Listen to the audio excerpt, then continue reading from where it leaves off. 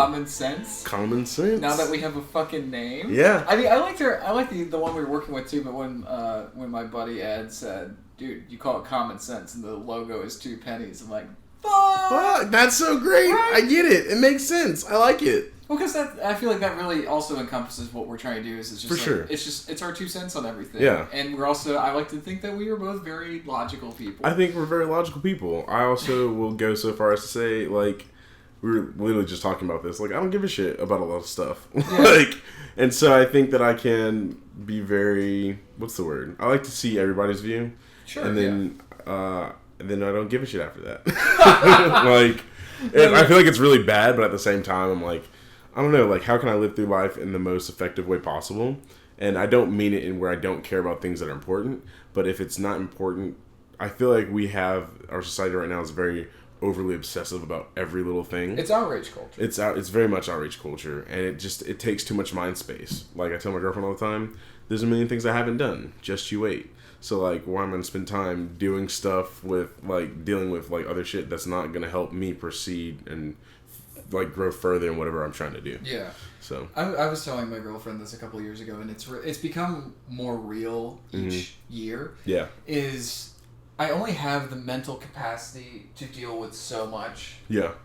Before it just becomes too much. Like, like there's people who are like, are on Twitter or social media who are just like going apeshit about everything, and I'm just like, here's the thing. Don't take me being quiet about it as me not being outraged about it. Mm-hmm. It's just, I don't have the energy to just be furious all the time. Yeah. Something can make me mad or upset me or offend me or what have you, but it's like, I'm constantly trying to think of like, okay, if it's something that really pisses me off, I'll be mad for a few minutes or however long. But then if it's something that I really don't have any control over, it's just like, okay, what can I do to kind of like counteract whatever it is? Me and my girlfriend had a conversation yesterday actually about Black Twitter. I don't Twitter. She tweets. She tweeters a lot. Mm-hmm. And so she told me like, Black Twitter's pissed off because this like Australian lady has this company called The Little Homie. And they have this book that's called A.B. to Jay-Z. And, like, it's, like, culture appropriating black culture. And I was like, is it? And she was like, yeah. And then I was like, well, I don't know. I'm still very much, like, learning about that. Because I don't really give a shit. Like, I'm like, it's America. We're fucking, like, melting pot, supposedly. I thought we were supposed to be. Yeah. And so, like, you should be able to appreciate other cultures. But their thing is, like, she's making money on the black culture and all this stuff. But then I was like, okay, I kind of get that. But then if you actually go through her Facebook page and her husband's Facebook page, he was doing, like, blackface and shit like that. So, like, that's super fucked up. I'm like, yeah, fuck that shit. Like, that's terrible. There's only one instance of, I think it's blackface, that I think everybody finds universally okay. Mm-hmm. And that was what Robert Downey did in Tropic Thunder. Yeah. Because at least the angle I came at it from is it's like, I'm not seeing like it's about him doing blackface and trying to do the whole act that comes with blackface. It's about him being an over-the-top method actor, and it's making fun of like how intense Hollywood actors and like and that's what I thought was so funny about it. The one dude's calling him out the whole fucking time. Right. So and that's one of the things I think that's why that it did so well is because, and that's one of his like most esteemed roles from he got his second Oscar nomination. Really? Because of that role? Yeah. He lost out to Heath Ledger, but I think if Heath Ledger had it up, he would have got it. That's crazy. I didn't know that. Like, I knew it was one of his like most esteemed roles, and it is because you are taking the over-the-top look at how a lot of actors in Hollywood, like, fuck that dude. Yeah. I need to stop cursing a little bit. I'm gonna like tone that down a little bit. Why? What's that? Well, what's the freaking dude's name? Jared Leto. Like, fuck that dude. Like, I don't know. He just pisses me off. He just like he has some movies I really like, but then he has a lot of stuff. I'm like, what the fuck are you doing? He might have a good movie. I've only seen him in Dallas Buyers Club, and I thought he was good in that. He was good in that. No, he was good in that, and he was Joker. That's the only two things I've seen him in. Watch Requiem for a Dream. It's a fucked up movie, and he's really good in that. And I think it's also before it was just like, oh, he's a renowned method actor. Before he kind of got his head up his ass. I guess. Yeah. But have you ever listened to his music? A little bit, yeah. But then after the whole Joker thing, I can't listen to it.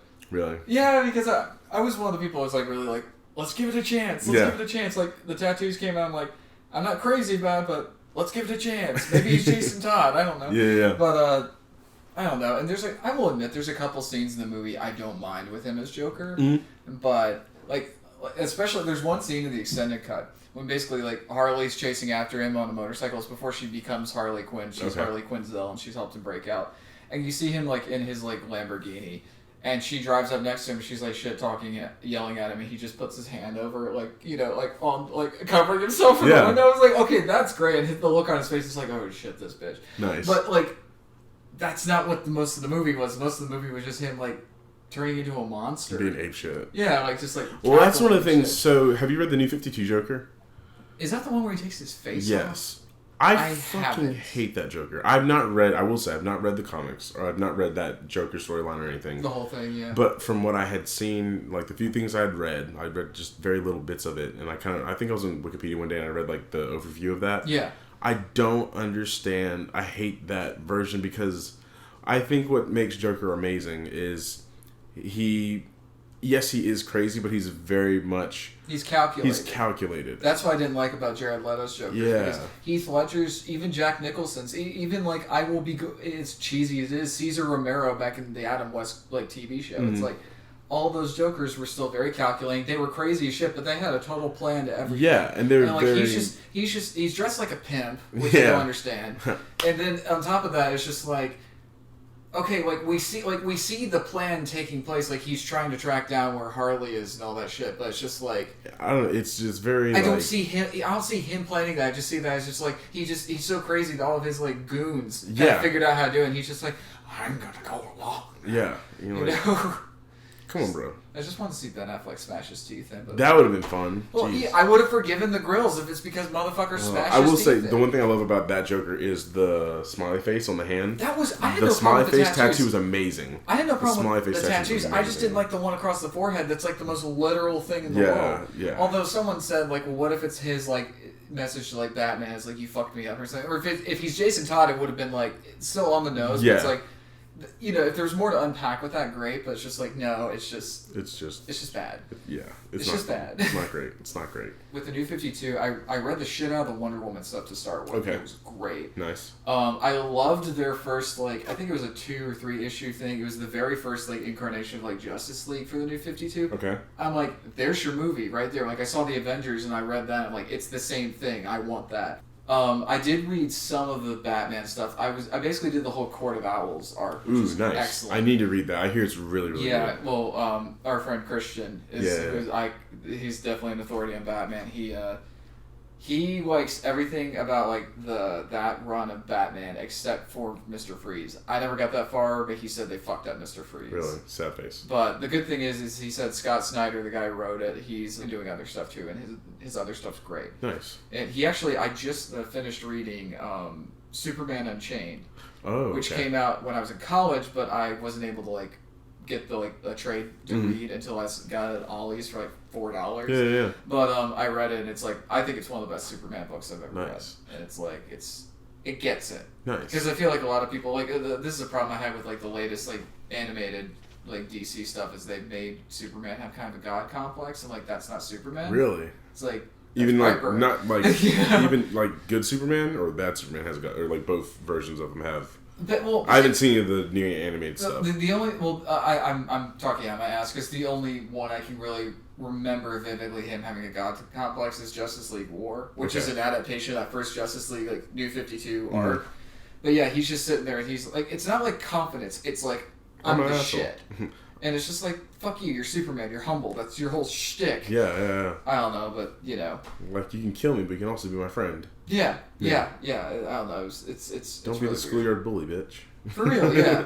And, I mean, I guess on the topic of DC, they have officially confirmed Robert Pattinson's Batman. I'm up for it. Hey, I'm down for it. I saw somebody that was like, if you're still unsure about him being Batman, you need to watch these movies. And so I think we talked about it last podcast. Yeah. I was like, I saw like one that was like, I could see it. And so I want to see these other movies that they said, just because it looks good. Like, he's not like a little sparkly hoe. Yeah, well, I also just like the fact that they're planning a trilogy. So out of the gate, they are doing out of the gate, they're gonna, they've got a bigger story. I don't know if it ties into the other DC movies.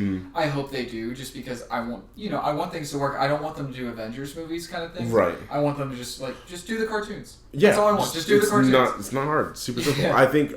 Well, actually, I think this is a good segue in just do the cartoons. Yeah. I think this is a good segue into John Wick. Yes. I think it's a great segue into John Wick 3 because it's just give me the action. But there is story. There is story, but like just give me the action. It doesn't get in its own way. Yes. And yeah, like spoilers. Let's just go. Oh yeah. Spoilers. Like we're talking about John Wick 3. Spoilers are commencing now. So that first kill though. I'm just gonna throw that out there. Wait, the first one. The first kill. Remind me the first one because here's what I can't get out. The book. Okay, yeah, the book. Jesus. What I can't get out of my head, and this is like I saw this in the audience. And it was wonderful. Yeah. It was opening weekend too, and it was like when it's all the fucking knife play. Mm-hmm. Like every 5 seconds, and I'm just like, this is why you need to see this shit in the theater. Yeah. Like, I guarantee, I was either not alive or like I was too young to see it when Commando came out. Okay. I imagine if you're seeing like Schwarzenegger gunning people down in the 80s, that's what it was like. Oh, when he throws the fucking like buzzsaw blade and hits the dude in the face. Oh my god. I want to go see it again now for that reason. I want to go see it again now. Yeah. Like I really do. But for me, I know the book scene was like pretty intense, and to open the movie with the first kill is the book. Like, oh my gosh, it's a giant dude. It's a giant motherfucker. It makes me think of that scene in the Sherlock Holmes movie when he's like fighting the dude. It's in the first one. In the first one, yeah. Where he's got the dude who's like super tall and he just throws a hammer and it bounces off of him. But the horse kicks, Jesus Christ. How do you not have situational awareness? Like, that was so goddamn... The first dude that gets kicked by a horse, I was like, Jesus Christ. I was not expecting it. Yeah. And then the second dude that gets a double kick with, like, the double back horse kick to the face. Like, bro, Jesus, that was like... I don't want to go ride horses now. Like, Jesus, I do. But, like, oh my gosh, that was crazy. I want to do it, but I want to have plenty of professionals and a horse that will not be easily pissed off. Yes, and I will not stand behind that bitch. Fuck that. Yeah, but my thing is, it's just like, you know, like situational or spatial awareness or whatever. It's like, how much was John Wick going for? Like 14 million? 14 million, yeah. People do stupid shit for that much money. Yeah. I would do stupid shit for that much money. I'd do stupid shit for $1 million. Like, yeah. Dang. But, and then, like, the other thing was, like, towards the end of the movie where you have Halle Berry was amazing. Like, their whole scene together. And they used her just enough. It was amazing. Like, she had her own little story arc. We had it go in and out. What's with this movie and crotch fights with dogs? Because they're like, we killed a dog the first movie. He had his dog. Did his dog do anything in the second movie? I don't remember. I can't remember. Well... So anyways, they're like, we killed a dog in the first movie, we had a dog in the second movie, we're going to hurt a dog this movie, and then let's just like give people the satisfaction of watching dogs bite balls for 10 minutes. And that's what that was. I just was grabbing my crotch the entire time. I looked over at my girlfriend, she's just got this shit-eating grin on her face. Jesus, it was just like, oh my God. I mean, it's like, yeah, the whole fuck the patriarchy thing, but it's just like, I mean, I guess that's what combat dogs do, is they just go for the crotch. That is exactly what they do. It is fucked up. It's so great, though. I don't ever want to be on the receiving end of that shit. Then the ending where you have the SWAT team come in, or not SWAT team, but like the team come in, and then like, I can't kill anybody. Let's go get some more guns. That's such a video game. It is because it goes from, all right, I'm level 30 and I'm usually great at killing people, but like it's taking like too much to kill you. Let me go. Fight. It is literally a boss fight, and then you're like, oh, now I have a level 200 gun. Fuck your head, your skull is gone. That's literally what that was, and it made me so happy. And my friend I play Apex Legends with, we were watching in the theater, and the scene, or like the section where he like shotguns a dude and the dude's falling down and he keeps just shotgunning him as he's falling, you're like, the fucker is dead. He's like, that's what it's like in Apex Legends when you down somebody and you just want that kill. You're just so bloodthirsty, you're just like, just fucking die. Bah, bah, bah. There's I forget the movie right now because I'm slightly inebriated, but there's like an action movie at some point where just like they just gun this dude down and they just keep shooting him and someone's like, I think you got him. Really? I can't remember the name of the movie. If you remember the name of the movie, comment please. But it's just like, oh my god, it was just so funny because everybody has that moment. I'm with you though. It's like there's sometimes like, okay, particularly like when I was playing like Modern Warfare 2, and let me add like Modern Warfare 2 when I got it on the PC. Mm-hmm. So it's like I have a mouse, so I'm a better shot now. Oh, nice. Dude, like, especially when those fuckers sneak up behind you. Yeah. Like, and they knife you, and then, like, my thing is, it's like, I saw a friend of mine one game, he got knifed, And then the dude keeps walking like he's just going to be sneaking on somebody else. I went up behind him and I just like shotgunned him. Nice. And he drops and I just shotgunned him again. Nice. Like I know he's fucking dead, but it's just like fuck you, bitch. Yeah. Fuck you, bitch. I love like it's like teabagging. Yeah, Modern Warfare 2. Do people do that anymore? Not to my knowledge. I haven't seen it. Like I've not seen it. I mean, I'll do it like maybe every once in a while if I'm online with some friends, but it's not like Halo teabagging. Halo teabagging. That's the you can't get better. You can't. But speaking of Modern Warfare 2, you see all the trailer for Modern Warfare? Yeah. It looks good. It looks like, for a franchise that really needs a breath of fresh air, and I heard, they're rebooting Modern Warfare. I'm like, of course they are. As long as Soap and Ghost are back, I'm happy. Yeah, well, was that Captain Price in the show? That was Captain Price. Okay, yeah. I love the original ones because to me it's like, they're like really good Michael Bay movies. I absolutely love Modern Warfare 2 for me is like by far the best Modern Warfare video game in existence. It is one so just good. Blew my socks off. I don't particularly care for one. Let me ask you this: which one did you play first? One. I played one, then two. Did you play when it came out, or did you like marathon? I don't know. I don't think I had Xbox when it first came out. So I got an Xbox for Christmas the year it came out. Okay, got you.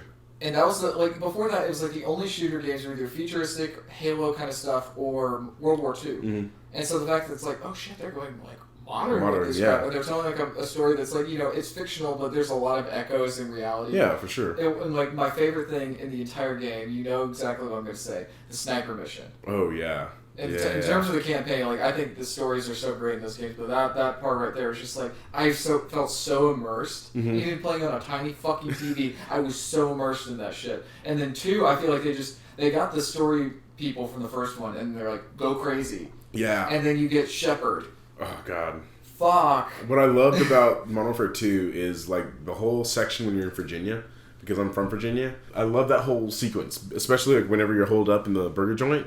And you get that achievement, Royal Cheese, and I just seen Pulp Fiction. So I was like, hell yeah. Like, it was all the things that I loved at one time. Remember the tension. Yes. Oh my. And that's what I love about Modern Warfare 2. Because you have to hold it down until they pick you up, right? Yes. Some shit like and it's so fucking stressful because you're like, I have gone from like this house down the street and now I'm down here inside this motherfucking burger joint, and now I just want to get the fuck out of here, and there's just people that won't fucking stop coming in from the top of the building, from the sides. It's like Aliens. Oh wait, you haven't seen it? I haven't seen Aliens. We gotta fix that shit. We will. Well, they did confirm that they're doing the third movie. Yes, sir. They Neil Blomkamp movie? I don't know about Neil Blomkamp, but they're doing the third, for the prequels. Fuck them. I hate them. I don't care. I want to watch them in chronological order. I'm going to break you on that because... No, you're not. Yes, I am watching those movies in chronological order. Fuck Alien Covenant. Fuck that movie and its self-righteous asshole. And I love Ridley Scott, but come on, dude. I'm not saying that I will like it. I just want to be able I saw Monsters University before I saw Monsters, Inc. And I'm able to be like, I watched those movies in chronological order. And because I've never seen the Alien movies, I want to be like, what is the first one? Alien... It's Prometheus. If you go in order of the new shit, it's Prometheus, Alien Covenant, whatever the fuck this started with. And then you get... Look, here's the thing. Here's the thing. And this small segue I want to break you on this is because the first 2 Alien movies are so goddamn good. The first one, it's a haunted house movie in space. Okay. These high school kids in New Jersey, I don't know if you heard about this, they did a stage play of Alien. Really? They did a stage adaptation. Their teacher is a huge fucking fan. Okay. They spent all this time adapting it. They built all the sets, even the spacesuits and the alien costume, out from scratching recycled materials. They didn't buy costumes. They built this shit. That's amazing. It was so popular and caused such a huge thing. The official Alien Twitter page shouted them out. Ridley Scott said, I will put up money, or Scott Free, his production company, I will put up money so you guys can do an encore presentation. Sigourney Weaver went to the encore presentation. Yeah, it was kind of amazing. That's amazing. That's so great. And someone it's not great, but somebody got video of it. Nice. I've got that shit saved on my computer because I'm putting that on my fucking shelf because it's so good, but I really, Prometheus, I really enjoy it as its own thing. It does not, to me, really feel like it's an Alien movie. Okay. Other than there's the evil corporation's the same. It's better as its own movie. Alien Covenant. Alien Covenant, it does here's the thing. It explains the aliens. And I hate how it's explained. Did they need to explain the aliens? No, okay. Because it's like the Force in Star Wars. You don't need to explain it. It's just let it be mysterious. Yeah. And humor me with this. Mm-hmm. at least let me sit down and watch the first movie with you. Okay, yeah. Like, before this fucking third one. No, fuck you, listen to me. Okay, I'll listen. Because like the second one, second one's my favorite, but it's just like I'll forgive if you want to wait for the second one until the first one, or until this shit. But it's like the first one. I don't want the mysticism of it ruined for you. Okay. And because it's what makes it so creepy in the first one is as much as the fucking people do. Okay. And it's terrifying. Okay. If you want to do that with the second one, fuck it, I don't care. And I love the second one, but fuck it. But like, please at least let me Okay, I got you. Let's do the first one. Yes. Okay. I got That's you. all I want. I got you. We can do the first one. I'll definitely get behind that. And it's just so well made. Like, if that makes sense, I can definitely do that. Well, because it's without giving spoilers, it's just one of those things where it's like especially considering how much time passed in between it. There's so much mysticism and so much like speculation. Like, I wonder how it happened, mm-hmm. how these things came to be, how they work with different species and all that shit, and. The way they do it is just like, it just takes a piss all over, because not that, obviously you can hold things to different canon. We've seen plenty of movies that like they don't acknowledge like a certain amount of them, and then they cut back into the other ones. That's fine, but it's just like I said, I just want that first one not tainted for you. Yeah, I got you. Because the second one, you won't give a fuck because the movie's so good. Okay. But the first one, it's like, it will ruin the creepiness. I do need to watch Terminator 2. I've still never seen Terminator 2. We should watch that too. Let's do a marathon. It's like, we gotta do one, then two. Okay. And then we'll figure out how we're gonna tackle the other ones. Alright. But, because I do want to watch all the Terminator movies. I think. I've got them all. You're welcome to borrow them. Okay. Although I want to watch T2 with you because I want to see your reaction. But my favorite's still the first one. I love the first one. It's because really they took the whole slasher concept and they made a badass sci-fi movie out of it. Yeah, and it's great. It's so great. It's not just a motherfucker chasing you with a knife. It's like I'm a naked bodybuilder that's gonna fucking kill you. Well, this is what gets me. The line Kyle Reese says, where he's like, "You can't reason with it. You can't stop it. It only exists to kill you, and it won't stop until it's done." Yeah. It's just like, I know I just butchered it, but it's just like. That to me is more terrifying than Freddy Krueger, fucking Jason Voorhees, Michael Myers, Leatherface, all put together. Like, because this, you cannot stop this thing unless you have fucking superpowers. Yeah. And I don't have superpowers, and I'm not Batman. But I guess we kind of derailed off of John Wick. It's all good. I have one gripe with John Wick. Okay, go ahead. I wanted to be over. I wanted it to be over. I thought it was going to be a nice little bookended trilogy. Well, I saw it right. One more. I'm fine. Is it going to be one more? Or are they going to do a few more? I'm like, I hope they just stop at 4. Like, I just need you to stop. And that's what I was telling my friend. I was like, I enjoy these movies so much, but like, what can you go from here? Like, I don't need you to keep ramping up because then you're going to end up with fucking Fast and the Furious doing like crazy shit. I want to see Hobbs and Shaw. I'm so excited for that. No, oh my gosh, I'm so excited for Hobbs and Shaw. Every time I see that trailer, I have a big ass smile on my face. I'm just sad that Idris Elba's the bad guy. He looks like a great. Like badass motherfucker. That I'm like, they call him Black Superman. Yeah, he is Black Superman. I'm gonna see him be like a boss. If they do fucking Green Lantern, John Stewart. He needs to be John Stewart. I've been reading Green Lantern. Have you? Oh my gosh! I started with Rebirth, and what's cool is it's like I don't know necessarily what led up to it because all I know as far as Green Lantern goes is like the Ryan Reynolds movie, which I don't think he was the problem with that. He was not the problem. It was the writing. The writing was terrible. I thought the visuals were cool as shit. I thought they were cool. I have that movie on Blu-ray. It's the only like visual thing of. Or like the live action Green Lantern that we have. Yeah. And I love it. It was cool to see so great. the Hollywood version of that. Yeah. But yeah, it's really good. And it's like Hal Jordan's like he's out of the picture, but he's in the picture. Mm-hmm. But he's like basically like he did some like grandiose thing, but basically he's got to suffer with like some aftermath kind of shit with it.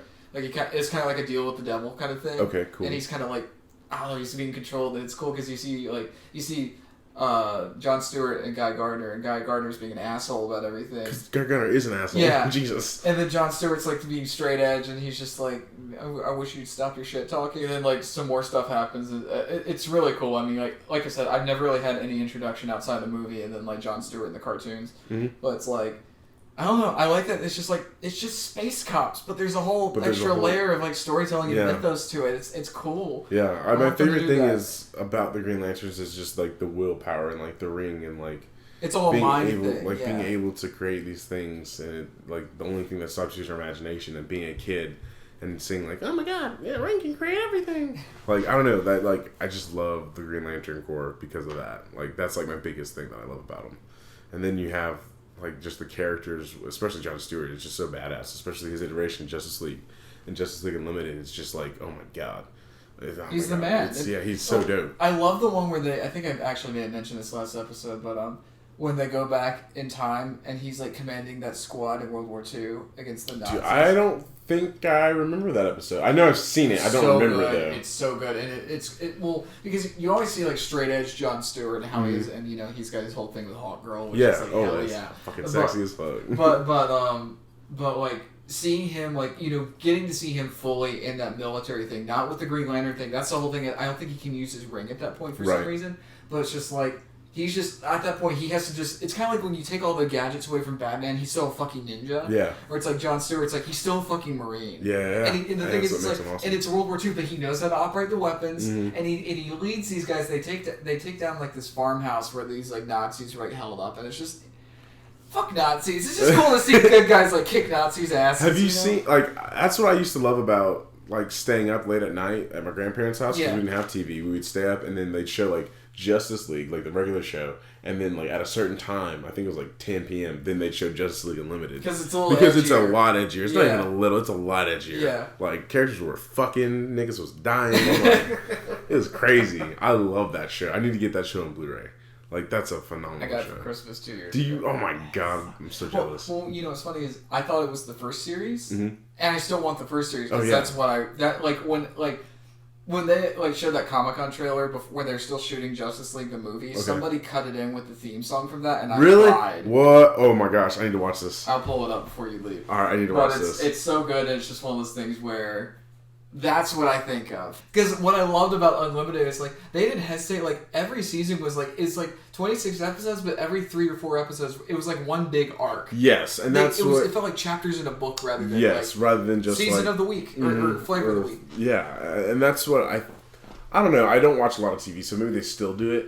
And that's why I really enjoyed Adventure Time. Was Adventure Time you had like a lot of stuff going on in every couple episodes. So you had like your one season, and every couple episodes it would lead into like a bigger story. Yeah. But you'd have like 3 or 4 episodes that had nothing to do with jack shit, but it's still fun and enjoyable. But like with Justice League Unlimited, you had like 3 episodes or 4 episodes were an arc for like one character or a few characters. Then you go to your next and so forth and so forth. But I don't really feel like a lot of shows do that anymore. Maybe it's because I'm older. I don't watch TV. Or like cartoons, but I don't know. There's something special about Justice League and Justice League Unlimited. It's just such a great show. I think Teen Titans took a note from that too. Yeah, and they were good too. Oh my gosh! Well, what I liked is they did have their flavor of the week episodes, but there was always a greater story, like how if Robin was getting closer to defeating Slade, or like Raven was going to unleash Trigon, all that shit. It was just like. I don't mind that stuff. It's like if you want to pepper in the bigger thing and then have like the season finale be all the shit that's been building to, that's fine because what they do in those like flavor of the week episodes is, which is probably not a fair term to call them, but it's just like they do build up the other characters. You get to know them. It's like, okay, so that way when the shit hits the fan, you care. You care, yeah. You get a slight slice of life within this bigger story that's going on. Well, you get to, and that's one thing I liked about Teen Titans is you get to see the day-to-day life of these people, and it's just like, okay, yeah, they like to get fucking pizza. Of course, they're not. It's not all just brooding darkness and saving people. Yeah. But did you ever play the Cartoon Network Teen Titans game? No, the fighting one. I played the Game Boy one. Oh, so they had this like. It was almost like a side-scroller Street Fighter type game, but you had like you had all the Teen Titans, and then you had like Gizmo, Mammoth. You could like fight as all those characters. It's so dope. It was so dope. I love that game. I used to play it all the time. Obviously, you can play as all the Titans, right? Yeah, because Raven's my girl, and I got. Yeah, no, you can play as all the Titans. So you have like combinations and everything. It's so good. It was so good. I wish you could. There might be a vault online somewhere of like all the old Flash games from different websites. Wait, is this the one from the Cartoon Network site? Yeah. I played that shit. No. I thought you were talking about like the PlayStation game. No. Oh my God. The one from the site. Yeah. I played that shit. It was so good. It was so good. I didn't remember you could play as like the villains too. You could, really cool. You could play. I used to play as Gizmo every once in a while. I remember Starfire, you could shoot shit. I'm pretty sure you could play as the... Yeah, you could. Yes, you could. I played as Gizmo a lot because I loved Gizmo. He reminded me of Homeboy from Static Shock. He's like a little kid version. Richie, but his name was Gadget. Gizmo Gadget. What is his name? Go Gadget? No, that's not his name. That's Inspector Gadget. What is that dude's name? Anyways, Richie from Static Shock. Yeah. Whenever he got superpowers, Like, it's really cool. And there's a little bit of Doc Ock in there too. Yeah, it's all those it's like those 3 characters all in one little kid weirdo motherfucker. Speaking of that, this will be a good way so we can segue into the topic. So the other big Cartoon Network Flash game I played all the time there was a Gundam game. I think I played a little bit of it, and it was basically like it's kind of like a chessboard to start with. Like you're basically trying to advance pieces, but then you have basically like a really badass version of rock paper scissors against the other one. Yep, I used to play. You could die, or you could fucking kill whoever. I actually found that game again. Did you really? Yeah. Somebody, God bless them, they kept it and they put it on like some site where you could just go there and play it. If I can find it, I'll send Please send it to me, because that will bring back so many. Hopefully they have the Teen Titans. That'd be amazing. But yeah, it was cool playing it again, like as an adult, and be like, I remembered it so vividly, and then it's like, oh wait, I actually know how the fuck to play. Did you ever play the Batman Beyond game on CartoonNetwork.com? No. It was it was a Batman Beyond game that was very much like a Game Boy Advance game. Really? And it was so great because you could put cheat codes in, you could get gadgets and weapons. Yeah, wow. It was. I think it was 6 levels long. I could never beat it. Yeah. But it was Batman Evolution or something like that. Or Batman Beyond Evolution was the name of the game, because you're fighting the Snake dude. And it was... I forgot about those dudes. Dude, yeah. I remember the playing card people. Which ones? I don't think... There's like playing card people he fought. Oh, yeah. Were they like Joker people? No, they were Joker people. Those were not... They were like the aces. There were the Jokers. There were the Jokers and then the aces, I think, or something like that. That Joker was a gang. That was so fucking Yeah, it was cool. It was really cool. But, yeah, if I can find those games, I'll send Did you ever play Fusion Fall? No.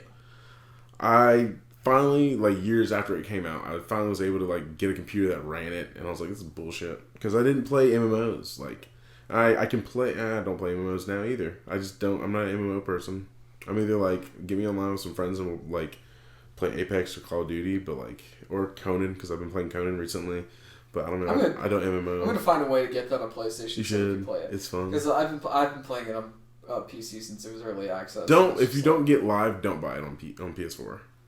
Like, it's not worth it, because you have the game on PC. We'll figure something out, because we have to find a game that we can do that. Do you have a mic for your PlayStation? I do. Yeah. I need to get. I play with friends. I've never done it. You can literally just use earphones. Really? Yeah, on your PlayStation 4? Yeah. You can as long as your earphones have a mic on it, you're good. I didn't know that. See, yeah. I'm used to, you gotta remember, I'm used to like Xbox 360 where it's like a whole attachment. A whole weird shit, you have to like switch it on and all that shit. Yeah, no, all you need is just a nice set of earphones that you can, like, if those have a microphone on it, you can use that. Well, they work with Bluetooth headphones. Yes, some Bluetooth headphones. What? Yes, not all of them, but some of them, yes. Worth a check. Yeah. But speaking of Gundam. Yes. So, a little movie came out that was shot here in Atlanta this past week. You got me in to see it early because you're an amazing person. Hey. Godzilla King of the Monsters. Godzilla King of the Monsters. Now, you haven't seen the original. I've never seen any of the original Godzillas. No, I've not. You've seen the Matthew Broderick one, though. I've not. Good. I've not. I saw something on YouTube. I have fond nostalgic memories of that. No. I saw a video on YouTube that was kind of like, he looks like a T-Rex. He's not Godzilla. This is weird. Well, they're ripping off Jurassic Park more than that. Really? Because I love Jurassic Park so much. Can I spoil something? Yeah, I don't care. I'm not gonna basically, watch it. There's like a scene where Godzilla's laid some eggs, and they explain that he's asexual. Oh, really? And I'm like, okay, we didn't really need to like lift up his tail and check. Oh, they lift up his tail? No, they don't. I was like, I'm damn. just saying that's not something we need to define. Give a shit about, yeah. But basically, I think it's in like a stadium in New York, and basically, because the whole thing takes place in New York, and the eggs hatch, and the people are in there, and it's literally like the fucking Raptors are chasing them. Oh, okay. I will say the suits that the guys because they mix it between CGI and the suits look awesome. Mm-hmm. But, it's just like, well, of course they look awesome. They got like a good special effects company to do it. Like, the movie's well made in terms of like the filmmaking, but the storytelling's just not very good. Okay. And the acting, but anyway. So I have a funny little story, because the whole thing is, I've wanted to own all the Godzilla movies, because I grew up, like, I saw the Matthew Broderick one, I loved it as a kid. Yeah. And I still have a warm place for it in my heart. Nice. But my dad and my mom were basically like, you need to see the real Godzilla movies. And before you know it, I've got them actually right here. Nice. The first one I very vividly remember seeing was this one here, Godzilla vs. Mothra. Okay. Which is very relevant for the movie Absolutely. we just saw. And so, you hear the Mothra song, there's the Twin Fairies, Godzilla's a bad guy in this one, not a good really? guy. Yeah, yeah. In the original movie, the original 1954 movie, he's a bad guy. Like, okay, you were telling me about that. Yeah, that's crazy. He's basically, like, it's back at the time, like, they, It's slightly based off of a true event. Like, basically, they were doing nuclear bomb testing in that area, and a fishing boat like saw it, and it like there's radiation and stuff. I don't think they died from it, but they got radiation sickness. Okay. But it's basically that inspired. That's literally how the movie opens. Okay. And basically, Godzilla's created as a result of the radiation. It's a giant allegory for the atomic bomb. Like, all the destruction, they treat it like a natural disaster movie. I think, like, GodzIlla, the original Godzilla movie from 1954, is a masterpiece. The Japanese version. The American version is fine. But the Japanese version, it's very dark. It's very disturbing. Like, I told you about this scene in the theater. It's like, there's a scene where Godzilla's destroying the city, and basically there's fire and chaos and everything, and there's this woman embracing her 2 kids saying, "We'll see your father soon." Yeah. It's haunting, dude. Jesus. And then now he's basically a superhero. Yeah, basically. But basically, so, yeah, Godzilla vs. Mothra, this is actually one of the first DVDs I ever bought, too. Really? Nice. Yeah, because, and the extra layer to this whole thing is, I saw it was coming out on DVD. I'd only seen them on VHS. I'm like, well, I gotta get them. Yeah. And I got this one first, and I watched it. There's no bonus features on it, but there's a trailer on it for a certain thing. I pull up the trailer. It's for Godzilla Destroy All Monsters Melee for the GameCube. Oh, what? I got a GameCube that year because I'm like, I don't give a fuck what the other thing has. Fuck Kingdom Hearts. I gotta play Godzilla. Nice. My favorite fighting game ever. But anyway, so I'm not going to go through all of them, but basically it's like, of course, what's coming next year, King Kong the original one. GodzIlla. Now, I want to tell you about some stuff with this, but with the funny thing is, so, with Godzilla, there's been issues for years, because the whole thing is in Japan, you can get them all easily. You can get them in a box set, they're all together, it's all honky-dory, you pay one price, you get everything. Really? Yeah. And that's not how it is everywhere else. Why? Because various studios have the rights, the distribution rights. Like, for example, if you look at this one, Universal has the distribution rights for King Kong vs. Godzilla. Okay. Yeah, Godzilla vs. Mothra right here. Now, this DVD's from 2002, but this is distributed by Sony Pictures. Huh. So, okay. It's all over the place. It's a huge clusterfuck. And so, a lot of the times, and then there's some movies that aren't even released in the U.S., at least in a not VHS format. Right. So sometimes people have to resort to what I happen to stumble upon here, which is a bootleg. Now, when I bought this, I didn't know it was a bootleg. Okay. I got it. Here's my thing. It plays. As long as you can watch it and you enjoy it. At the time I got this one, you couldn't get it in the U.S. Okay. And that's why I was like, kind of confused. But I'm like, here's $15. I'm okay with it and the cool thing about this one is, and you can tell by like how it's made. It's clearly made by somebody, but the guy basically, it came on Spike TV one day. It was the English dub and it was in HD, and he basically DVR'd it and put it on a DVD. Nice. And the good thing is now you can get that legitly, and it's like in good quality too, which I plan to replace that one with. So Matthew is telling you that he has an illegal copy of Godzilla 1985, and the police need to come and get it. No, I'm just kidding. What I'm calling them is they're placeholders on my shelf, and that's what results to my next thing is, so, there's some movies that you just can't get in the U.S. Okay. And that's not one of them, but this one. So basically, the whole thing is, I wanted a placeholder until a legit version was available. Gotcha. So I through the internet and it being the 21st century, I took matters into my own hands. Bet, like a real American. Yeah, and now this is let me show you these first. So over the weekend, I made some shelf holders for myself. Did you do the artwork yourself? I found the artwork, but I photoshopped all the cases together. Very nice. You get a summary, you get the runtime, and you get the little monster stickers on the back. Yeah. That's awesome. Dude, that's fucking dope. Now, my policy with these, if I can't get them in the U.S., or if they're basically on the collector's market, in the sense that's like, you get a movie that's going for $200 just to get a DVD of it or what have you, that's absurd. And frankly, also, the studio is not benefiting from that whatsoever. Yeah. And I'm not going to pay some neckbeard on the internet $200 for a Godzilla movie when I could just wait a little bit longer and then get one that all the money goes to Toho, as it should be. Absolutely. So, And one of them was Godzilla vs. Biollante, which you can see that. I was going to say, the cover's just awesome. I saw the cover first, and it's beautiful. So you did this cover? Yes. It's dope. Here's the thing. That's one of the ones that you can only get. It's out of print, but it's like $200. Here's my thing, and this is why, kids, you shouldn't do this stuff late at night when you've had a few drinks. I put everything on the shelf. I felt so good about it because like, oh, these look so good. Yeah. You know, I have the year they were released on the spines. I feel really good about it. I have this shit on my shelf. Oh. Like the legit one. This is the best part though. It's worth $200. Opened, used, what have you. This is worth $200. Are you gonna sell it? Hell no. Oh. Hell no. Because you have this one and you could make some money off of that. I get the nostalgia and the need for it. Well, let me tell you about this. I bought this in college for $15. Oh yeah, yeah. So my thing is, it's like if there's a medical bill or my dog needs an operation, yes. Nice. Gotcha. But other than that, like I didn't know I had this. Like this motherfucker. I paid $15 for this shit when it came out, and that now it's like on the collector's market. It's like okay.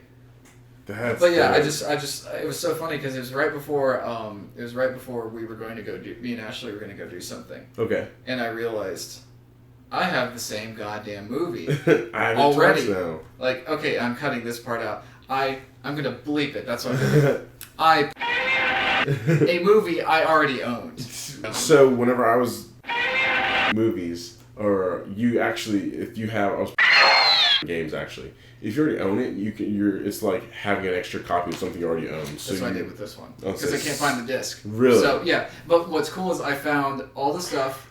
Like, open it up, though. I just love these cases. Right? I didn't obviously do that one. But yeah. Right. But it's like, I bought that one legally. That's another one that's out of print that's like a shit ton of money to get normally. The disc is somewhere. I did one of those dumbass things where I took the disc out of the player and put it somewhere. And not put it back in the case. Yeah, and that's, kids don't do that. But yeah, it's just one of those things where my whole thing is, this is a placeholder. Notice I've put temp disc. Yes. Until I find the other one. Because my thing is, it's like, and this is the thing I have, my message to like studios and stuff. People want to obtain your material. Yeah. And it has to be obtainable. Yes. So Toho, the fact that you can't get Ghidorah the three-headed monster, which has the exact same monster lineup as Godzilla King of the Monsters, the fact that I can't get this in the U.S. is a fucking problem. Why can you not get it in the U.S.? Because the licensing, like basically, like, So it's just the license. That's the only reason. It's just the licensing. Yeah. Okay. Yeah, and sometimes there's some like one of them. This one you can't get. Son of Godzilla. So I want to buy it. Make it so I can buy it. Yeah. Motherfuckers, come on. Let me spend my money. I want to spend my money on Godzilla films. Allow me to. Because obviously, like, our screening for Godzilla we got to see for free, but it's just like, I happily drop $20 to go see an IMAX with some people the same weekend. I want to see this shit. Yeah. But it's like, but besides the point, that's a little bit of like what Godzilla. Oh no, this is amazing. Like. I think that goes to show the preciousness of the product, and that just shows how loved and cherished it is. And this is a terrible movie. Is it really? Well, I think I just saw the kid. I've seen the sequel to it, and it's terrible. Okay. But it's like, and I have the sequel legally, but but yeah, it's like there's some really bad Godzilla movies, but the thing is, it's like the fans don't care. Yeah. We're just like, it's all we know. It's like what people used to do with Star Wars, but aren't doing now, and they need to do more of is embrace it, even if it's not good. Yeah. Because it's still what it is. Yeah. It's like someone you love. They're gonna have it. They're gonna have flaws and imperfections, but you still love them. You still have to love them, yeah. And even if they answer to a giant mouse now, but. But as all that being like vomited onto you. Yeah, no, I love that. It's great. How did you feel about the film as a non-Godzilla fan? I enjoyed it because I saw the first one, the 2016, I think, was 2014. The visuals are so beautiful, especially in 2014. So great. Like, the helo jump is amazing. I just love it. It's so good. I thoroughly enjoyed the visuals again. I thoroughly enjoyed seeing Godzilla and the other monsters a lot more. I love that. You just throw us into the fray and we'll get with it. It's great.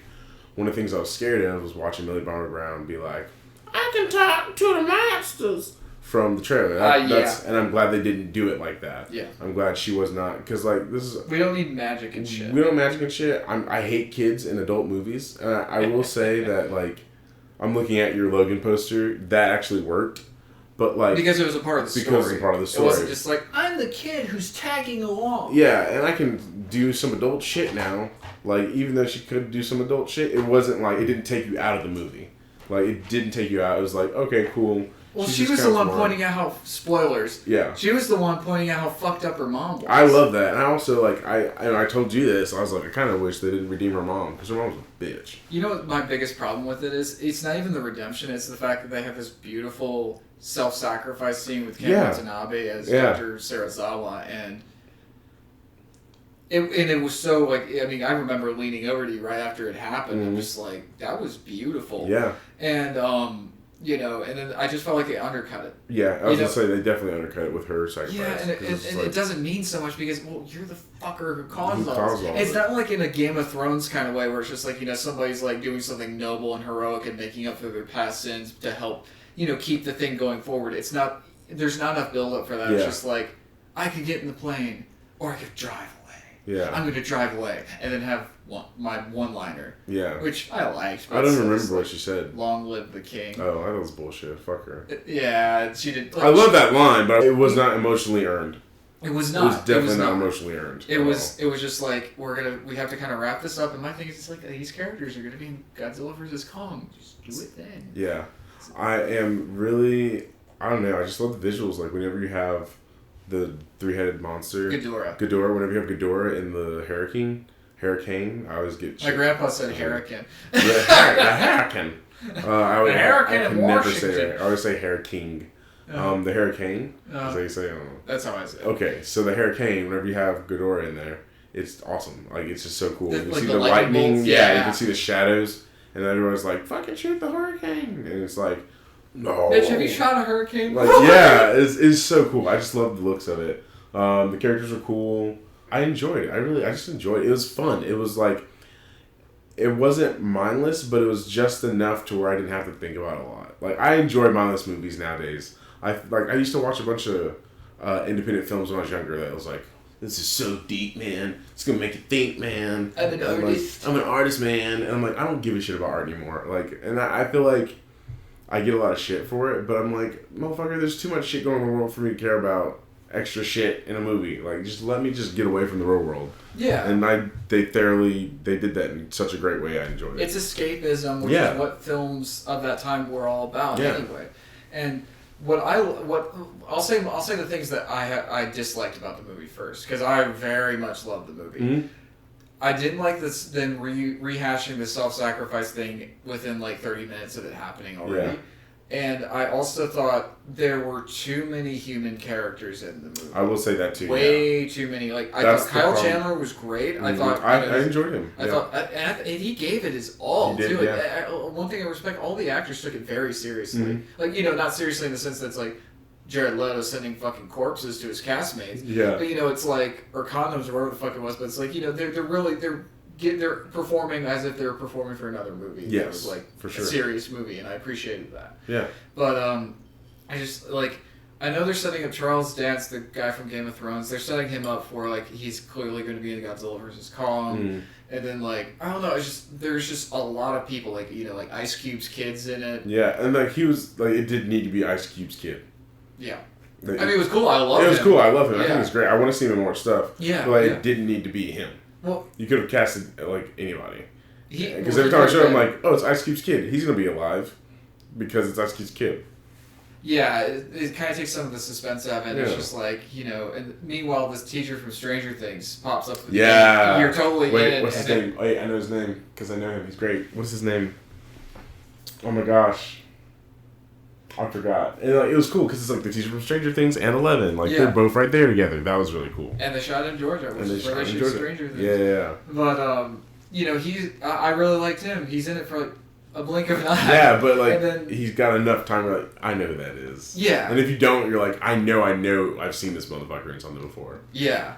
But, yeah, other than that, I think... And I think they maybe could have cut about 5 minutes out of it. Yeah. But outside of that, they have so many callbacks to the old movies. Like, I was just... You saw me. You were beaming. Oh my god. Beaming. Like, well, the thing I didn't expect them to do... I told you about this, like, and you can see on the DVD... Mothra in the original movies is, they do the whole, like, magic thing. Okay. And she's tied to these 2 twin fairies. Okay. And basically the fairies can communicate with her. They can project how she's feeling. It's like they're kind of like the... Her mouthpiece. Yeah. And, they didn't do them as fairies, and they didn't do the magical shit. Well, they didn't do that kind of magical shit in the movie. Right. But they had the nod with the 2 twins being involved, and they come from, like, oh yeah, we're a family of twins. Yeah. And it's just like, okay, I see what you're doing there. Nice. My favorite thing in the entire movie is Bear McCreary's score for the movie is incredible. He also did he did the music for God of War. He did the Angry video game movie. Nice. I'm sorry, Bear. I can't think of the other stuff right now. But did he do the music for the first Godzilla? Yeah. Because I love that soundtrack. I like that one, but I like that with this one they decided to bring back the old themes. They did, yeah, I was going to say. Because they're so good and they still work. Sometimes they're dated and shit, but it's like, this is a scenario where it really, really works. Like, my thing is, it's like, when Godzilla shows up, they're using his music, but they've got this, like, chanting, like, Japanese, like, chorus. Yes. And it's got this Skyrim feel to it. Like, it does, yes! It does. Yeah, it's so yes. Good. Like, when he shows up and he's like, he kind of takes form or whatever and, like, cracks his back or whatever where he's about to fight Ghidorah. It's just like, oh yeah, he's got this. It's about to go down. Yeah, exactly. And then with Mothra, they use her theme too. Mm-hmm. And Mothra's got this very regal, feminine theme. And considering this movie is the one I watched the most as a kid. Really? Hearing that theme and hearing how beautifully, like, modernized it was, like, I got a lump in my throat. Yeah. And that kind of brings to, like, another thing, and this happened again. So my parents watched these movies with me as a kid, but it was really my dad. Mm. And seeing that movie again with all the nods to the old one with the music and everything, and then on top of that, there's a seat open next to me. Yeah. Now I'm not religious or anything like that, but I like to think my dad was there. Yeah, absolutely. And it really, like, hearing all that music and being fueled by all that emotion. And we had to dress up for this event. Oh yeah, we dressed up. I put on cologne, which I still have my father's cologne, and it was cool to kind of, like, feel his presence there while this is happening. I got a little teary-eyed. Nice. And I tweeted that to Bear McCreary, who gave me the thumbs up on that, and I appreciated that. Because I was honest, like, for 2 hours, my dad was back. Yeah. And that happened again. That happened previously with The Force Awakens. Every time I saw The Force Awakens, there was always a seat open next to me. And it's like, I know, it's like, okay, well, you're in a theater. Not every seat's going to be taken if it's an opening day. But it's like, fuck you, let me have this. Yeah, absolutely. And then when I saw it again with our friends the other day, there was another open seat. Damn. And, not complaining, but it's just like I had a more direct view of like, the screen and everything, and it amped it up, man. Yeah, It was really cool. Great. It was really cool. For like 2 hours, my dad was sitting there with me. That's one of the beautiful things about, I know it's anything in general, but like with cinema, like you have this continuation of nostalgia, and it carries so much weight for people. And that's why I think there's so many different franchises that are beloved, because it's not just for the money. Oh yeah, the money's a huge motivator. It's a huge motivator, but it's also the fact that, like, like your dad showed you that stuff, and like it lives on in you, and then like it created such an impact in you that like, oh, I need to go see this. Like, this is something that like impacted me, so I want to see where this goes. I think that's a beautiful thing that I think, depending on where you're looking at, like, depending on, like, the franchises, you can see where that's still very evident. And then, like, there are other franchises where, like, well, they're just, like, they're there for the cash grab. But, like, there's still a lot of really good happiness and hopefulness in a lot of franchises where, like, this is just, like, the Star Trek movies.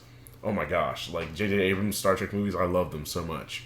Like, the third one, the last one that came out, is literally a 2-hour episode of the original series. Right? And it's so good. It's a big budget 2-hour episode. Yes. And it's just wonderful. Oh my gosh. So, like, those franchises that get the chance to do that, I say continue doing what you're doing, because it gives the people something. It gives your audience just something to continue to look forward to, and you build a bigger fan base for the future. and just people coming in on that shit. Yeah, well, there's an investment outside of just being into something. Yes, absolutely. You know, it's like it's a giant monster movie. It's a giant it's a CGI action fest. Yeah. But and even the old movies, it's guys in suits fighting each other on the miniature soundstage. But it's just that was such a warm thing, and I felt nothing but warmth watching that movie. And it's just and that's why I've got some other friends who want to go see it. I don't mind paying money to go see this shit another fucking time because it's if it gives me that again, why not? Yeah, for me, it's the just action movie genre in general. Like, my mom showed us fucking Die Hard when I was 4 or 5 or 5 or 6. And I love those movies. Just the idea of an action hero going about his regular day and doing that. That's why John Wick to me is such a great current day action movie, because it's very simplistic. It's very just get to it and let's watch it, let's have fun. It delivers. And it delivers. It delivers on that. So it's cool to see different franchises and genres that are able to just live and breathe, and to see in yourself how people from the past have given you this thing. It's awesome. It's like the Lion King. It's he lives in you kind of thing. Yeah, it's absolutely. I actually want to ask you I love that action movies were the thing that your mom had. Was there a particular series of movies, or was it just them? Definitely the Die Hard movies. Almost anything with Arnold Schwarzenegger in it. She's the one. I think either her or my dad actually showed me The Last Action Hero. I think it was her. It might have been my dad, because he hates movies. Really? He cannot. He was like, "What's a movie? Well, I'm gonna go watch. Why am I gonna buy a movie on DVD if I already seen it in theaters?" I'm like, that's not the point.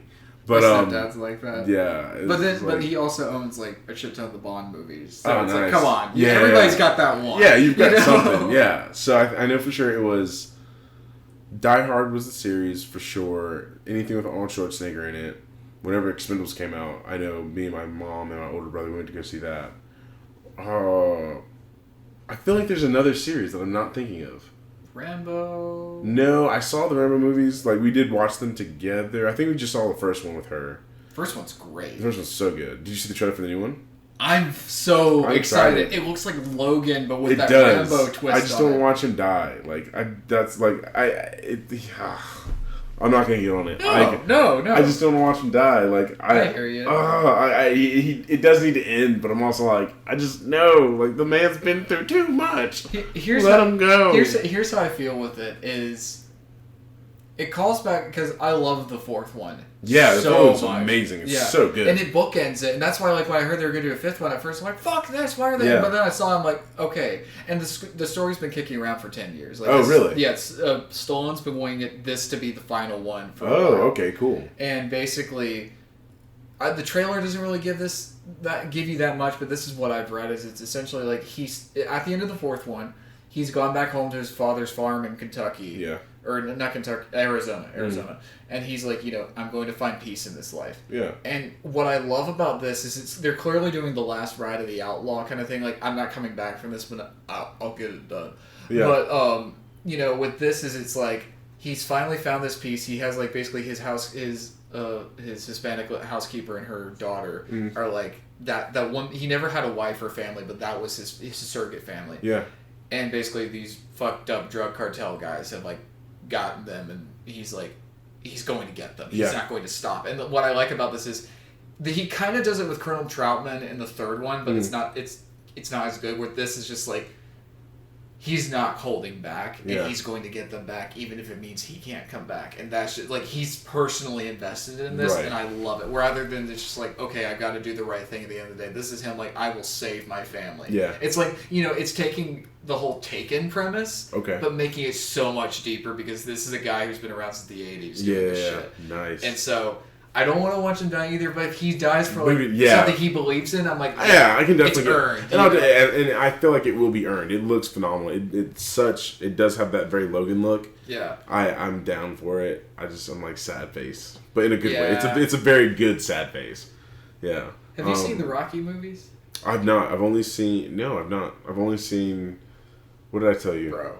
Just Creed. I've only seen Creed, and it's not necessarily a Rocky movie, but it's good. Fix that. But what I like about it is it's with it seems with both of Stallone's big franchises, with Rambo, you know, he got to kind of bookend it the way he wanted to with the fourth one, but then it's just like, we've got one more great story, and he's like, I'll do it. And then it's like, with Rocky, he did the same thing that, like, a couple years before. He did Rocky Balboa, which I think is the best of the sequels in terms of, like, truly being a companion piece of the first one. Yeah. But then fucking Ryan Coogler comes along, he's like, I got this fanfic idea that would make a badass movie, and now we've got Creed. I still need to see the second one. I haven't seen the second one. We need to watch it. And I get my girlfriend over and it. You gotta watch Rocky 4 beforehand, because it ties into Rocky 4. Okay, sweet. Yeah. And I know the Rocky storyline. Yeah. But I need to watch it. I definitely do need experience to watch it. Especially because Rocky 4 is the epitome of everything 1980s in one movie. Really? Oh my god, it's got a fucking keyboard synthesizer soundtrack, which is awesome. I want to I work out to that when I work out. But I love the fact that like Stallone got to have his bookend on everything, but then there was some people are like, let's keep this going. He's like, okay, we got it. We'll make it happen. I want Schwarzenegger to have one more Conan movie. I've never seen the Conan movies. The first one's amazing. Is it? The second one, And then they did an adaptation of Red Sonja, which those are characters in Robert E. Howard's universe. So he was in that. So he did a trilogy, but he didn't really do a trilogy. And he's been talking about for years, he wants to do The Legend of Conan, where it's basically... Because in the first movie, they show at the very beginning, it's like an old Conan, and it's Schwarzenegger in makeup. He's sitting there, and it's like, you know, he's got... Mako, who played Uncle Iroh in Avatar. Oh, what? He's his chronicler. What? And he's basically telling the story. Like, you see Conan sitting there, he's got, like, his, like, chin on his fist, and he's, like, got a sword in the other hand. He's sitting on this throne with a crown, and he just has a beard. He looks like he's been through hell. Yeah. And it's just like, let me tell you of the days of high adventure. And it's basically, like, all of his story, like, leading up to that. Nice. Well, to a certain point. It's like, that's what they plan to do with the trilogy. Dude, that's awesome. But they never got to it. But now that Schwarzenegger's 70, and he's just like, I want to do one more. Give me one more. That'd be amazing. Like, and he's like, he wants to because the whole thing is in the comics and in the books. It's like once he gets to that point, someone wants to dethrone him. He's like, I want to be old as fuck, and I want these people to come for me, and I'm not letting them have the throne. That's awesome. Especially with all the Game of Thrones stuff, bro. Give Schwarzenegger the sword and let him kill people. Yeah, I would watch that. I'd watch the shit. We've seen the Terminator shit where he's like, you know, he's still 70, gray haired, and shooting people. That's cool too, but it's like, give him the fucking sword. Did you watch? No, we did see the trailer for the new Terminator. I don't like the trailer. I think the movie's gonna be cool. I think it looks good. I just don't. The trailer's weird. Just something about the trailer that's weird. I can't put my finger on it. It's trying to be like edgy and artsy at the same time, and it's just like, just fuck you, just show me Terminator. Yeah, it's really weird. Know? It's really weird. I do like when he opens the door and you see him and Sarah Connors. Like, that's cool. Oh, well, dude, that was what everybody was waiting for. The moment, like, the door flies open, Linda Hamilton comes out with a fucking machine gun. I love Linda Hamilton. Is that the Ghost Rider from the fucking Agents of S.H.I.E.L.D.? Probably. He looks familiar, but I never watched it. I never watched it. I've been hearing, like, oh yeah, Ghost Rider's a Terminator now. I'm like, why the fuck does Ghost Rider have a car and a motorcycle? Well, that's a whole different episode. Yeah. But, you know, it's like, I want to see a better trailer. Yeah, I want to see the second trailer. Yeah, like give me the second trailer and we'll see what goes down. Show me what's actually happening. I'm interested. The woman from Blade Runner 2049. She's like the female Terminator who's trying to protect this other person. Wait, she's in 2049. She was the one with the fur hat that's trying to solicit Ryan Gosling. Yeah, that is her. She's also in the movie with Miles Teller, Michael B. Jordan, and Zac Efron. The movie where it's at first I thought you were saying the plot of Chronicle, but I was like, wait, Zac Efron's not in that. What is that movie called? I love it because it's like a romantic comedy where it's not a romantic comedy. It's kind of a romantic comedy. It's where the three of them live together and they're in like New York City. Oh, That Awkward Moment. It's one of my favorite movies. That Awkward Moment. It's a good movie. She and Miles Teller fucking. Like, that's their thing. And then they end up dating at some point. Spoilers, but they're just friends with benefits at first. And like she's just like a really cool friend. I think that's her. I'm pretty sure that's her. We have the internet, but I'm not gonna look it up right now. I'm comfortable in this chair. I'm glad. That's actually a chair that my family's had for. Oh really? It's so comfortable. I need to get it recovered because it's like disgusting. But, oh really? Well, I mean, thank you for not saying anything about it. But, oh yeah, you're good. You know, you take furniture you can get. Oh, no, absolutely. That's all I do. Like, whenever I move out or, like, move anywhere else, I'm just going to use furniture. I feel like I'm going to do that until, like, I'm 30. Until we get the gig where we can afford. We can afford, yeah. It's like I'm gonna go to like Rooms to Go and get everything I want. Yeah. Leather. I just remember going to Rooms to Go as a kid all the time and just being like, I love Rooms to Go because I'm a kid. It's a place to be a kid. Wait, that's Chuck E. Cheese's, but still, it's Rooms to Go. And we'd always go to like the kids section and just like run around and be like kids. What the fuck else does a kid do at a furniture store? At least IKEA has stuffed animals. Yeah. You know, I went to IKEA for the first time last year. I've been there twice. Jack shit. No, I ate their food. I didn't buy anything. Oh, I've never had the meatballs. What did I have? I had their freaking paper, their cardboard. What is that? Cinnamon roll. It's bad. I want to try it. It was a cardboard cinnamon roll. I mean, it was a cinnamon roll for like 60 cents. It wasn't 60. I don't know how much it was. It was cheap. But, like, the pizza was good. I like their food because it's cheap as shit. Like, if you ever go to Sam's Club and you, like, get their, like, their pizza, chicken nuggets are the fucking shit. I haven't had chicken nuggets. It tastes like Chick-fil-A. Does it really? Ooh. It's got that, like, pickle relish in it. What? But Sam's Club has some really good, like, their little food area. Do you like Crunch Bars? Yes. We got Crunch Bars up in this bitch. I got 36 of them. Why do you... I went to Sam's Club and got a box of them. Why? I'm not complaining. Why the fuck not? You're a grown man. You can do what you want to. Hold on. How many do you want? I will take 2. Oh my god. Because I love chocolate that has crunchiness. I just like Nestle's chocolate. The crunch stuff is a bonus, but it's like, I just like Nestle's chocolate. Can I eat one now? In here? Yeah. On the podcast? Yeah. I'm gonna...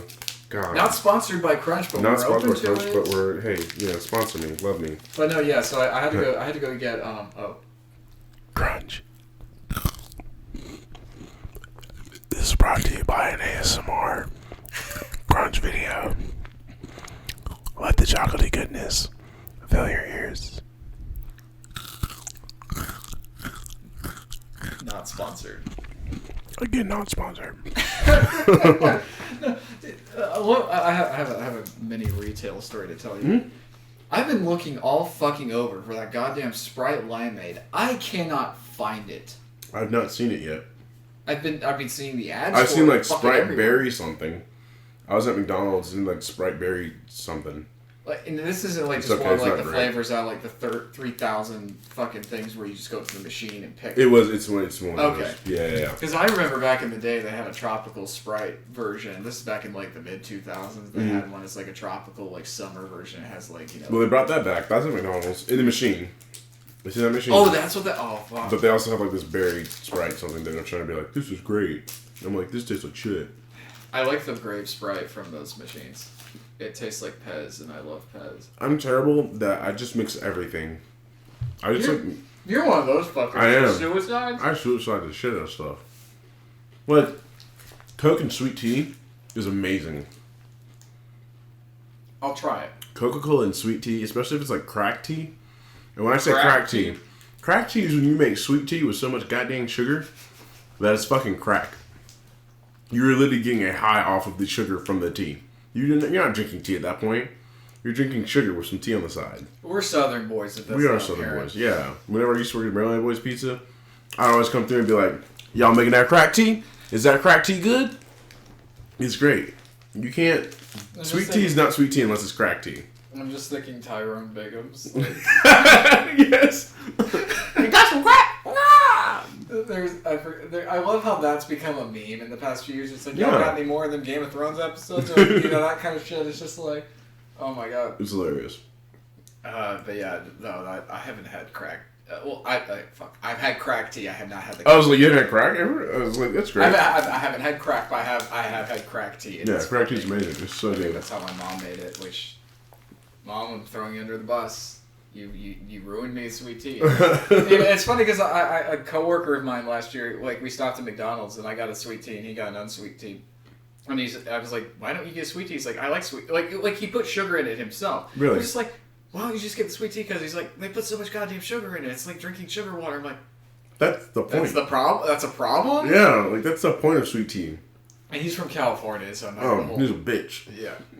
Kind of was actually. But yeah, fuck you. Anyway, But yeah, no, it's like, I do understand that there's like, okay, so it's people who are not accustomed to that or weren't raised on that. It's just like, it's sugar. It's like, well, you don't have a tolerance, bitch. You know? I went to this place with my girlfriend, and I got sweet tea, and there was like no sugar in it at all. Mm-hmm. And I was like, this is not sweet tea. It's just leaf water. Yeah, with like maybe a pack of like sweet piss. I don't know. I couldn't think of anything, but like. No, that's Corona. It's terrible. That's true. Corona's not sweet though. That's just piss. Yeah. It's watered down piss. Corona's watered down piss. I didn't even. It really is. And then they're like, put a fucking lime in it. I put a fucking lime in it. The lime's fizzing. It just tastes like lime flavored piss. Lime flavored piss. Yeah. Yeah. God. I'm glad that we're on the same drink. Oh yeah. No. Yeah. Have you ever heard of Transmigration of Souls by Orpheus? No. Oh my god. And this is a song? Oh, this is a beer. Okay, yeah. It's 10% every can. Fuck. It's only $10.99 at your local Kroger. And actually, not sponsored, but we're open to it. We're open to. I actually work down the road from them, the actual brewing company. Oh, really? And that's where I do improv every once in a while over there. So you should check it out. Not the improv, but the beer, but also the improv. All not the sponsored. Things. Not sponsored. Come on, let's fix that. But it's pretty great. Let's fix that. What's it? I guess just to jump from one to our, I think our last topic. Yeah, I believe it's our last topic. So you asked me last week about. No, you keep talking. I was like adding dramatic music. Right. You asked me last week about Triple Frontier. Yes. I thought it was fucking awesome. I enjoyed the shit out of that movie. What? So I'll give you the story behind how I watched it. Mm-hmm. I heard about it. I was like, I love these actors. This is gonna be cool. You have Charlie Hunnam and his twin. Was it Charlie Hunnam in it? Yeah, okay, it's Charlie Hunnam and then the dude from Tron. Yeah. It looks just like him. Charlie Hunnam and his twin, because fuck that dude. And they're not brothers? Or are they brothers? They're not related? Well, in the movie. Oh, in the movie they're in the movie they're related. Okay, well at least they're not like, oh yeah, these are two different people. It's like, fuck you. Yeah, no, it was great. So I fell asleep that night at I went to sleep to take a nap at like 6 p.m. in the afternoon. Woke up at 12 p.m. And so I proceeded to stay up until like 4 in the morning. And so I watched that. And one of the things I love about Triple Frontier is I enjoy Ghost Recon Wildlands. That movie is a Ghost Recon Wildlands movie. It's not a... Well, it's written by the guy who did The Hurt Locker. Is it really? Yeah. I haven't seen The Hurt Locker. I hear it's really good. I love it. Zero Dark 30's meh, but really? The Hurt Locker's fucking awesome because it's like a deconstruction kind of thing. Really? Mm-hmm. Okay. Nice. And I it was fun. It was fun. It was tactical. I was reading on Reddit right afterwards, like some people were like, some of the people shouldn't have done some of these things, and like Ben Affleck, whenever you're inside like the house, and he's like, if he was actually like a real Marine dude, or like whatever they were, he wouldn't have been like greedy for the money and stuff like that. Like he would have been sticking to his time. And I get those. Okay, but are you dealing with an alimony? Yeah, alimony. yeah, she got you, homie. Alimony paying your bills. Yeah, like. I don't know. I enjoyed it. At some points it did get a little slow, but it was still a really good movie. Apparently, I was on the edge of my seat. Apparently it had been in production for like 10 years or something. Really? Or 5 years. It's been in production for a long time because Will Smith was supposed to be in it. Was he going to be, I assume, the Ben Affleck character? I think so. Yeah. And then like several other like higher name people. And I love Oscar Isaacs. It's really cool to see Oscar Isaacs. He's great. I love him. He's a great actor. Have you seen Operation Finale? I've not. It's a movie he did, I think, within the last 2 years, and it's basically like, it's about they were called the Avengers, not the superheroes, but basically they were Israeli special forces. Yeah, I've seen the trailer for that. Yeah, I want to watch that. They went after basically Nazis hiding out in Argentina. It's fucking nuts. Because and he's in it. Freaking, it's the only role that I've seen Nick Kroll not be funny in. Because Nick Kroll's in it, and I was like, he's a smartass, but he's very intense, and I love it. Nice. Because it's like, they say like the comedy people are the strongest actor. Fucking Robin Williams. Oh yeah. Oh my god. Oh yeah. I still haven't seen 1 Hour Photo, but I heard that will make like your skin crawl. Really? Because he's like a serial killer in the movie. What? Yeah. If that's a spoiler, well, it was spoiled to me, and I haven't seen the fucking movie yet. But so your triple threat take, like, what was it like for you? And to me, and I loaned you this movie last time, and when you watch it, I want to compare and contrast. Yeah. But to me, it was like a modern version of Treasure of the Sierra Madre, which is like a 1940s movie directed by John Huston that has Humphrey Bogart in it. It's definitely one of the inspirations for Indiana Jones. Mm-hmm. But basically, it's about these guys who are like, they're Americans who, I can't remember the exact circumstances, but they're Americans who are basically stranded in Mexico. Like, they don't have enough money to get back, or they don't have the paperwork or what the fuck have you, and they're basically just trying to get work. And the first, like, probably the first 20 minutes or so is just establishing that they are literally having to, they're basically begging on street corners for stuff. And the director makes a cameo. He gives Bogart some money. It's really funny. Nice. But, basically, they go to the shelter, like not homeless shelter, but it's like a hostel kind of thing. Mm-hmm. And basically, they hear this old guy played by the director's father, who is he's kind of just going on about, oh yeah, there's gold in those mountains. We just gotta get enough people to go up there and do it. And I've done this a whole lot. He's like one of those fast talker kind of guys, and everybody else just thinks he's like this senile, crazy old man. And Bogart's just like, what if he's not? What if he's got something on there? And so they say, fuck it. They get enough money together, where they get donkeys and mining equipment, and they go up there, and they find shit. But then it's like the greed starts to set in, and starts to fuck with them. And it's a crazy ass movie, especially for being made in the 40s. Yeah. I'm completely locked into this, and not in filmmaker, film historian mode. This is just a really good story. Nice. And I got a lot of hints of that in Triple Frontier, when they, of course, Affleck and them start grabbing more, and Oscar Isaac is like, we need to get the fuck out of here. Yeah. And that was a very intense scene. Because you didn't know when they were going to show up. Yeah, you didn't know when they were going to show up. You were like, don't you not have enough money? It's more than what you start out with. Just go. I do enjoy the tensity of that scene. It is very much down to the wire. Yeah. It's insane. Oh god. Yeah, it's so good. And I also love that scene of them clearing the whole place out was awesome, especially for someone that very video game-esque, playing Wildlands. That's what me and my friend used to do whenever we play online together.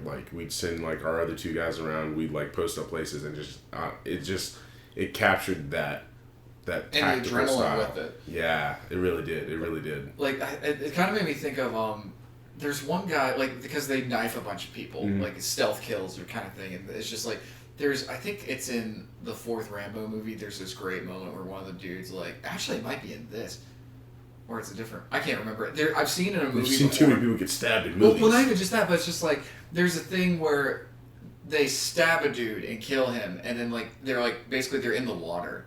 And the dude falls back, and it's obviously he falls in the water, loud splash gives him away. But they catch him, and then I have seen that. What is that? I don't know. I have seen that. It's not from a video game. It's from a fucking. It's from a movie for sure. But they did kind of a version of that in this, and it was really cool. But what got me was because I'm on the edge of my seat with the heist, I'm somebody's gonna fucking die, because that's how this shit always works. And spoilers, they don't. During the heist. Yeah. It's when they're trying to get the fuck away. Now, I thought the woman was going to double cross them. Yeah. But she didn't, and then I like that they were okay, we're going to do what's right for her, we're going to let her. And then I did that they just let him go, and then you never seen or heard from him again. I thought, that's cool. Well, I liked it, but I was also I thought something was going to come back to get him. And I will say, mm-hmm. the death that did occur, I was a little annoyed by it. I feel like they should have set that up better. I feel like it was definitely earned, but the way the execution of his death was not good. I feel like that was bullshit. I feel like they should have executed that a bit differently. Sorry, I shoved a piece of crunch in my mouth. I don't disagree with you, but I'll tell you the effect it had on me. Mm-hmm. Watching Batman die, I'm kidding. No. But in all seriousness, I didn't expect it, and it just happened so quickly, you don't even have enough time to process it. And I love that they didn't do the fucking melodramatic bullshit where somebody gets shot and they get the last words. Yeah. There's certain movies like Spider-Man Into the Spider-Verse with Miles and his uncle. Spoilers. It's beautiful. Yeah, so good. But we don't need to do that in every movie, and I'm glad that it's just no, motherfucker's dead. Yeah. He's just dead, and he's eyes wide open too. It's not a beautiful thing at all. It's just yeah. It's real. It's instant. Yeah. I do agree that they could have either the build up or the execution in certain ways, but I did like the fact that it's just you can't. I did like that. Time to process. Yeah, it was just the execution. I feel like should have been done a little bit differently. What fucked me up is when it's like we have to bring his body back. Yeah, and I'm like, they're dragging the motherfucker in a sleeping bag. Yeah. You know, like, it's so morbid, but it's like they want to get him back though. And I would do the same thing. Yeah, it was, and because it turns from a mission of greed to honor and respect. And I thought that was these guys who were set on honor, they're going to do more or less an unhonorable thing, but then they come full circle at the end. And just jumping ahead a bit more, it's like the actual ending when they're like basically there's the lawyer there basically helping to divvy up everything, and they have the contract so they can all get their even shares. I was a little mad at that. Like, there's enough money in that bitch to like help the family. Take some money for yourself, but then like I know they have the coordinates and everything, but I get the point of that. Yeah, I'm an asshole sometimes. No, I'm not. I'm an asshole. My thing with it is just seeing them, how they slowly like the reluctant wall crumble. Like just in terms of acting, that scene. Yeah, no, that seems awesome. Like just because Charlie Hunnam's the first emotion one, right? That each character had. Yeah, you could see it. It was very visible. Their contemplation and their sadness and regret, and just you could see all of that within every tearing of the page. Like, I do appreciate that. That was a very well directed scene. It was very well done. It was very well done. What's his face? The guy who's in The Mandalorian, he was also in Kingsman 2. I can't think of his name right now, but it's like I see him very vividly. He's in Game of Thrones too. He was the guy who's flying, the pilot. I like that dude. What's his fucking name? I don't know, but I like him. He's fun. I'm glad he wasn't a bad guy. Is he really? He's the lead. He's the Mandalorian. Is he really? Yes. Because I like him. I want to see him in some more stuff. I just want to see him being a fucking badass. Yeah, because I saw him in something else where he's a bad guy. Kingsman 2. Was he a bad guy in Kingsman? I thought he was... Was he? Have you seen the movie? I have. Yes, he was. Yeah. He was. Maybe it was something else. I've seen something else. The way they do away with it at the end. Did you go with the meat grinder? That was it? Yeah. Oh, well, they stick one of the goons in there to establish this is a meat grinder. This is horrible. And then at the end, it's just like all the fighting, and then they just boom. Nice. Another thing where it's just like, it's not like this like let's show a bunch of shots. This is where they're going. It's just like it ends there. I love that shit. Like it's kind of like there's a line Kiss Kiss Bang Bang where it's just like, oh gee, the power. It's like, oh look, they're mentioning that power plant again. I wonder where the finale of the movie's gonna take place. I want to watch Kiss Kiss Bang Bang again. It's one of my all-time favorite movies. It's such a fun movie. Look up the word idiot in the dictionary. You'll find a picture of me. No, the definition of the word idiot, which you fucking are. Val Kilmer's performance in that movie, it's his best. Is so great. It's so great. Gay Perry. Yes, I was gonna say just Gay Perry, and like when it comes full circle, they talk about his dick all the time, and then like when he's being tortured, and then like he has a gun where his dick is. I was like, you want to see Miss Johnson, don't you? Yeah, like oh my gosh, that was like one of my favorite. Oh god, it's such a good scene. It's so great. I love the part where like it's at the beginning when Downey first meets him, and he's just like, yeah, so it's Gay Perry, you still gay? He's like, nah, I'm knee deep in pussy. I just like the name. It's like how quick he goes with it. It's just so perfect. I need to watch that. But I guess like, do you have any closing thoughts on Triple Frontier? No, I don't know. I want to see more of that. I do want to see more of that. I do want to see more of that. Go watch Triple Frontier. It's fun. Watch The Accountant too. Fucking watch The Accountant. You have to look. They're doing a sequel. I saw. I'm very excited. If we can't get motherfucker as Batman again, keep him. He's basically Batman in that. Yeah, he is Batman. Yeah. With the DC comic, with the Superman comic. Yeah, that was a great little. I wonder if that was like the director did that. That's what I was wondering. I'd love to find out if like Ben's like, no, this is like a giant middle finger to Henry Cavill. Like, yeah, I don't know. Like that was the. And he has like Luke's lightsaber. I want to see more. I want to see more good action movies. Yeah. I feel like theirs were very lackluster outside of John Wick, and then like this was really good. I think Hobbs and Shaw is going to be Deadpool, like both 1 and 2, but 2 specifically, just like David Leitch, who's, and it all stems from John Wick, is David Leitch who he co-directed the first John Wick, and he helped kind of like produce it all. He directed Deadpool 2, and he's directing Hobbs and Shaw, and it's so obvious. Nice. And I love it because it's like, no, he gets it, and he comes from stunt work. Yeah. So it's just like, okay, let's get the right amount of story in there. Stunts. Do the cool shit, the set pieces. That's what we're here for. The fucking horse shit, dude. Not even the kicking stuff when he's riding the horse down through fucking New York. Oh yeah. And the motherfuckers are chasing him with the motorcycle. I love John Wick. It's such a good. Like I don't want them to make them until infinity, but if they want to do 1 or 2 more, fine. That's fine. I want to see someone do a 4-movie thing, and whatever you call that, like a quadruple. Do that. Quadrilogy. Because that's what the Alien box that I have is, but now it's fucking not. Because I don't feel like we have to do 6. 5 would be interesting, but like a quadrilogy I think would be cool. Yeah. Like I heard someone talk about yesterday with the whole Godzilla thing. Because this is just to dial back to Godzilla for a second. Yeah. After Endgame, and we need to do an episode where we talk about Endgame. We do. But I cried the other day. I watched like the scene where everybody comes back, and I as soon as you hear the on your left, I was like, oh fuck. I have to mention it. When they all have come out, the music's building, and Cap goes Avengers Assemble. I almost cried because I'm just like, this is what we've all been waiting. This is what I've like spent the last 10 years of my life like. God. This is the thank you from Marvel. Yeah. It's so... Oh, Jesus. What a beautiful note for Stan Lee. And one of my favorite things it is, and one of my favorite things about that shot when you have all of the Marvel Cinematic Universe running, it's the Marvel Cinematic, or it's the Marvel Comics.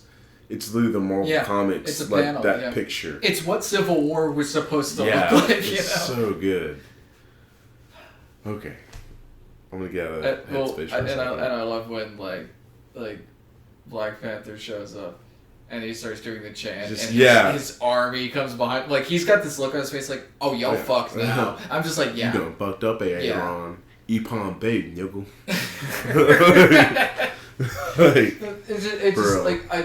It was that big Lord of the Rings epic scale battle that we've been wanting to see, and we got to see it. And I need them to release the freaking 30 minutes of that final battle. Was it you that was telling me that?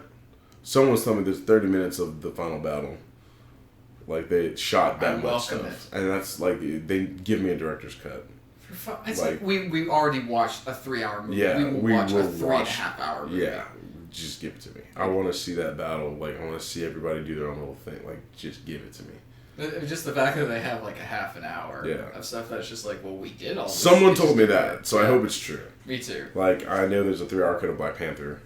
The original cut of King of the Monsters was 3 hours. Really? Well, I'm willing to bet there's some character development that was in there. Yeah, for sure. But anyway, the whole reason I mentioned the Marvel stuff with this is it's like I got my fill with the superhero stuff with that. Like, I'm still gonna see like whatever they do with Robert Pattinson and Batman. I want to see them do more with Henry Cavill's Superman. But I thought he's done.